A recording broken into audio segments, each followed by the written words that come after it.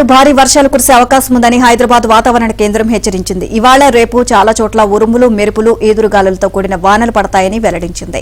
ఆదివారం 24 జిల్లాల్లో భారీ వర్షాలు పడే అవకాశం ఉందని తెలిపింది. ఈ నెల 20 వరకు తెలంగాణలోని మెజారిటీ జిల్లాలకు ఎల్లో అలర్ట్ జారీ చేస్తుంది. కాగా రాష్ట్ర వ్యాప్తంగా పలు జిల్లాల్లో భారీ వర్షాలు కురిశాయి. ఉమ్మడి కరీంనగర్, మెదక్, నిజామాబాద్ తో పాటు హైదరాబాద్ లో పలు చోట్ల భారీ వానలు పడ్డాయి.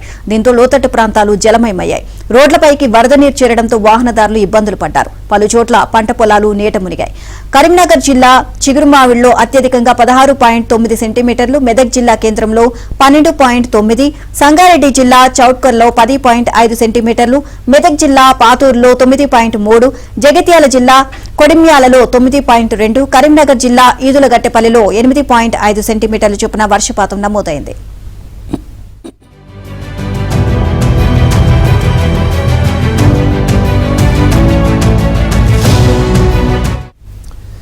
వర్షానికి మెదక్ జిల్లా కేంద్రం జలమయమైంది.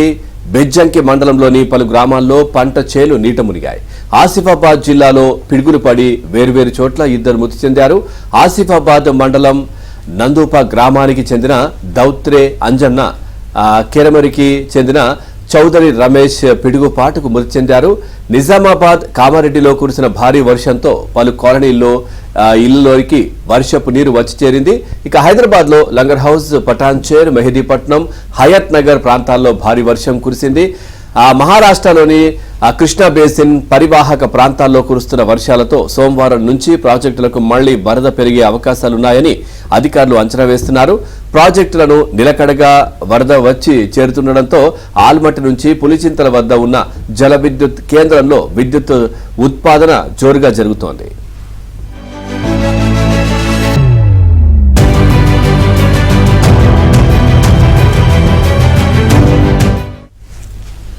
ఆల్మట్టిలో జల విద్యుత్ కోసం 14,000 క్యూసెక్కులు, నారాయణపూర్లో 4,667, ఉజ్జయినిలో 1,600, జూరాలలో 32,000, తుంగభద్రలో 4,688, శ్రీశైలంలో 68,000, నాగార్జున సాగర్లో 28,000, పులిచింతల్లో 15,000 క్యూసెక్కులను దిగువకు వదులుతున్నారు. ఇక గోదావరి బేసిన్లో ప్రాజెక్టులకు వరద అంతంత మాత్రంగానే ఉండడంతో ప్రాజెక్టులు నిల్వలు పెరగలేదు. సింగూరుకు 391 క్యూసెక్కులు, ఎస్ఆర్ఎస్పీకి 10,680, కడెం ప్రాజెక్టుకు 2,539, శ్రీపాద ఎల్లంపల్లికి 7,741 క్యూసెక్ల వరద వస్తోంది. ఎల్లంపల్లి నుంచి 3,602 క్యూసెక్లను మిడ్ మానేరుకు ఎత్తిపోస్తున్నారు. ఇక మేడిగడ్డ బ్యారేజీకి 1.57 లక్షలు, అన్నారం బ్యారేజీకి 2,500 క్యూసెక్లు వస్తుండగా వచ్చిన నీటిని వచ్చినట్లే దిగువకు వదులుతున్నారు.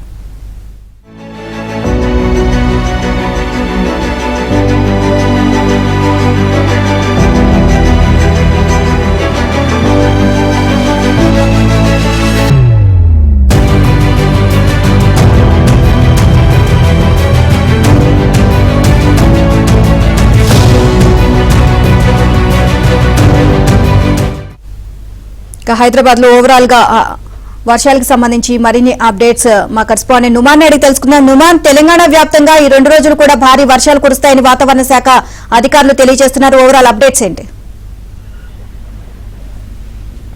ఈ రోజు రేపు 2 రోజుల పాటు హైదరాబాద్ తో పాటు తెలంగాణ రాష్ట్ర వ్యాప్తంగా కూడా ఆ భారీ వర్షాలు కురిసేటువంటి అవకాశం ఉంది. ముఖ్యంగా గ్రేటర్ హైదరాబాద్ పరిధిలో రంగారెడ్డి, మేడ్చల్, హైదరాబాద్, సంగారెడ్డి జిల్లా పరిధిలో మాత్రం మోస్తారు నుంచి భారీ వర్షాలు కురిసేటువంటి అవకాశం ఉంది. సో నిన్న రాత్రి చూసుకున్నా కూడా ఇటు సిటీలోని అనేక ప్రాంతాల్లో భారీగా వర్షం కురిసినటువంటి పరిస్థితి ఉంది. సో అదే విధంగా ఈ రోజు కూడా వర్షాలు కురిసినటువంటి అవకాశం ఉంది. సో ఈ నేపథ్యంలో ఇటు జిహెచ్ఎంసీ యంత్రాంగాన్ని పూర్తిగా అలర్ట్ చేసి పెట్టింది. బల్దియా అధికారులంతా కూడా సిద్ధంగా ఉండాలంటూ కూడా ఇప్పటికే జిహెచ్ఎంసీ ఉన్నతాధికారులు ఆదేశాలు జారీ చేశారు. ముఖ్యంగా జిహెచ్ఎంసీ డిఆర్ఎఫ్ టీమ్స్, అదేవిధంగా మాన్సూన్ టీంలను కూడా సిద్ధం చేసి పెట్టినటువంటి పరిస్థితి ఉంది. సో నిన్న చూసుకుంటే మాత్రము అనేక ప్రాంతాల్లో మోస్తరు నుంచి భారీ వర్షం కురిసింది.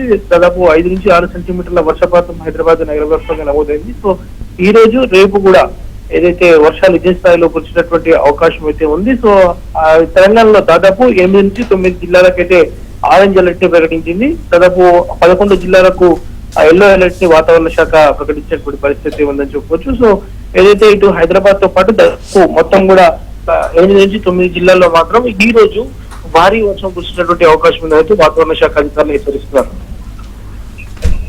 Right, thank you Numan.